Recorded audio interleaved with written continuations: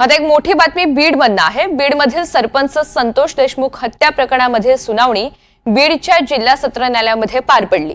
मुख्य आरोपी वाल्मिक कराड यानं वकिलामार्फत कोर्टामध्ये डिस्चार्ज अर्ज सुनावणीच्या वेळी दाखल केलाय आणि यावर सीआयडी आणि सरकार पक्षाचं म्हणणं आहे 24 एप्रिल रोजी न्यायालयामध्ये मांडलं जाईल।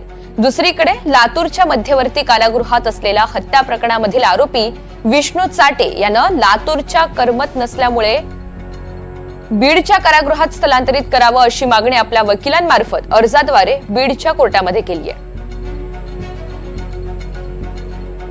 निर्दोष मुक्ततेसाठी वाल्मिक कराडनं अर्ज केलाय। खंडणी आणि हत्येच्या प्रकरणामध्ये माझा कोणताही संबंध नाही असं कराडचं म्हणणं आहे। माझ्या विरोधात कोणताही प्राथमिक पुरावा नसून मला मुक्त करण्यात यावं।